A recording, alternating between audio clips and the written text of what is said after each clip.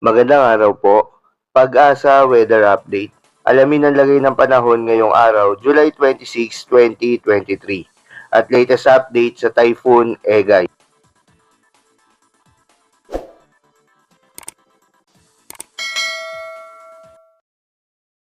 Huli nating namataan ang bagyong Egay sa layong malapit ho dito sa katubigan ho, partikular na sa Calayan, Cagayan. Ito ay kumikilos pa kanluran, hilagang kanluran sa bilis na 10 kilometers per hour, kagaya po ng binanggit ko. Bagamat medyo humina siya, pero magiging malakas pa rin yung magiging hangin na dala nito sa 175 kilometers per hour malapit sa gitna at pagbugso na nasa 240 kilometers per hour. Makikita ho natin dito sa ating latest na radar images. Ito, makikita natin, ito po parang butas na ito. Ito ho ngayon yung mata ng bagyong si Egay at kumikilos ho ito pa kanluran, hilagang kanluran. Inaasahan ho natin na sa mga susunod na oras, in 1 to 2 hours so, after nitong ating live, ay posible na nga mag-landfall ang bagyong Egay sa isa sa mga isla ng Babuyan Islands. Base ho dito sa ating pinaka-latest na datos mula sa ating Doppler radar sa Apari, sa Cagayan. At narito naman ho yung ating latest na track ng bagyo. Makikita ho natin ay patuloy itong kikilos pa kanluran, hilagang kanluran at eventually ho by tomorrow, ito ay kikilos pa hilagang kanluran at papalabas na ng Philippine Area of Responsibility araw ho ng Huwebes. Posibleng Huwebes na umaga nasa labas na ito ng ating PAR.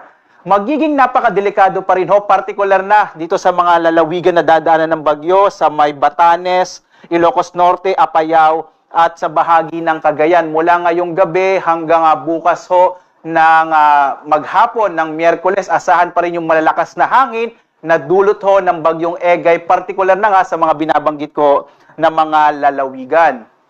Sa ngayon nga, nakataas ang signal number 4 sa ilagang bahagi ng Cagayan kasama yung Babuyan Islands. Nakataas ang signal number 4 sa ilagang bahagi ho ng Ilocos Norte. Nakataas naman ang signal number 3 sa Batanes, nalalabing bahagi ng Cagayan, sa Apayao, hilagang bahagi ng Kalinga, hilagang bahagi ng Abra at nalalabing bahagi ng Ilocos Norte.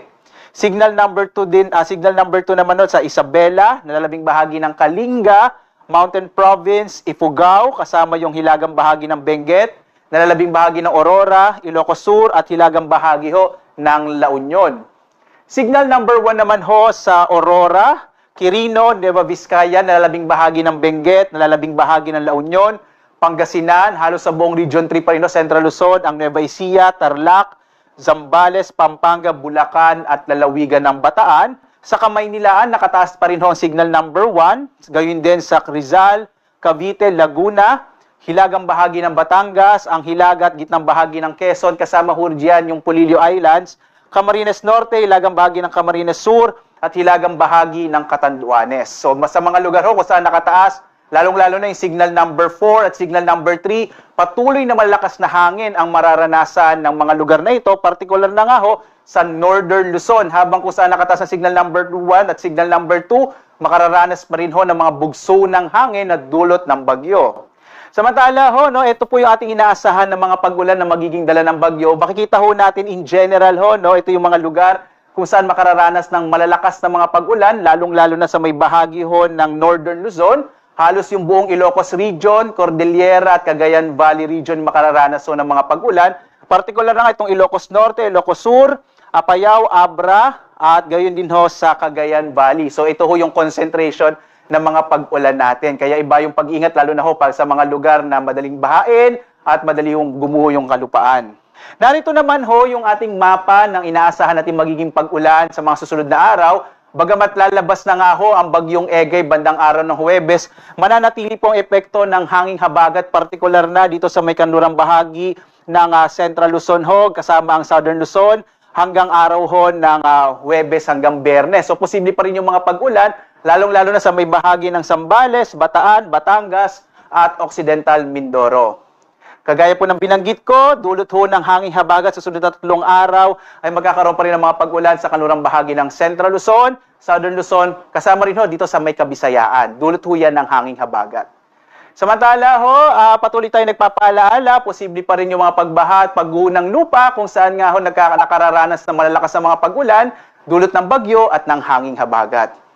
Samantala, nagpapaalala din ho tayo sa posibilidad ng storm surge o pag-angat ho ng alon ng karagatan dulot sa papalapit na bagyong si Egay. Partikular ho dito sa may bahagi ng Cagayan at Ilocos Norte area, kasama din ho yung area ng Babuyan Islands. Malataas na alon hanggang 8 metro po ang maaaring maranasan.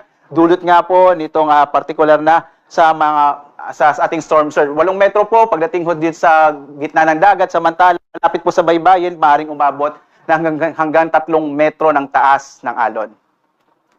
Samantala, nakataas pa rin ating gale warning, partikular na sa mga baybayin ng Luzon, ng Visayas, at gayon din sa baybayin ho ng Silangang Mindanao. Delikado pa rin maglayag yung mga maliit na sakyang pandagat at malilit na mga bangka, partikular dito sa mga lugar kung saan meron ho tayong nakataas na gale warning. So yun lamang po para sa lagay ng panahon ngayong araw. Keep safe everyone.